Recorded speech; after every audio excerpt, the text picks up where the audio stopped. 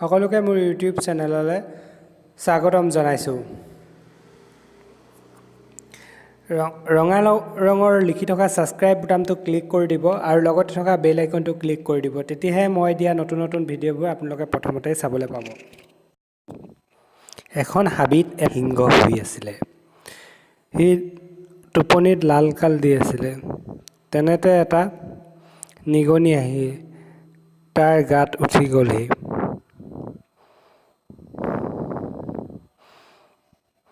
উঠিলত সিংহটোৱে হাৰ পাই গ'ল আৰু খঙতে এৰি দিয়ক মহাশয় বুলি নিগনিটোৱে চিঞৰিবলৈ ধৰিলে।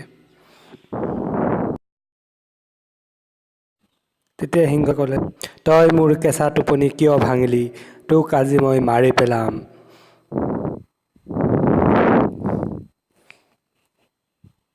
তেতিয়া নিগনিটোৱে ক'লে, মহাশয় এইবাৰৰ কাৰণে মোক মাফ কৰি দিয়ক। কেতিয়াবা ময়ো আপোনাক সহায় কৰিম। বিপদত পৰিলে মই আপোনাক সহায় কৰি দিম বাৰু।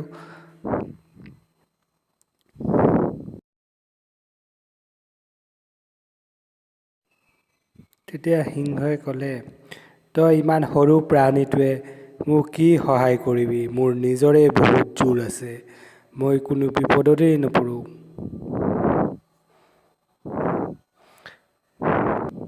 নহয় মহাশয়, আপোনাক মই নিশ্চয় সহায় কৰিম কেতিয়াবা। এদিন সঁচাকৈ সিংহটো জাল এখন পাতি থোৱাত সোমাই পৰিলে জালখনত। তেতিয়া সিংহটোৱে চিঞৰিলে, বচোৱা বচোৱা মোক বচোৱা।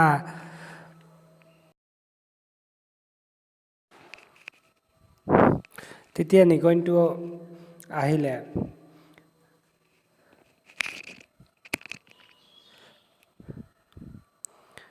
আহি পেলাই সিংহক ক'লে যে মহাশয় আপুনি চিন্তা নকৰিব, মই কুটি এই জালখন আপোনাক মোকলাই দিম বুলি কৈ সি কুটিবলৈ আৰম্ভ কৰি দিলে। আৰু কুটি পেলাই সিংহটোক মুকলি কৰি পেলালে। তেতিয়া সিংহই ক'লে, মোক ক্ষমা কৰি দিবা দোষ। সঁচাই তুমি মোক বৰ বিপদত সহায় কৰিলা। আচলতে বিপদৰ বন্ধুৱে আচল বন্ধু বুলি সিংহই উপলব্ধি কৰিলে তেতিয়াহে। কেতিয়াও নিজক লৈ অহংকাৰ কৰিব নাপায়। কেতিয়াবা বিপদত সৰু বস্তুৱে আপোনাৰ সহায় হ'ব পাৰে। এই ভিডিঅ'টোৰ জৰিয়তে এইটোৱে বুজাইছে। ভিডিঅ'টো যদি ভাল লাগিলে লাইক কৰিব, শ্বেয়াৰ কৰিব আৰু কমেণ্ট কৰিব নাপাহৰিব।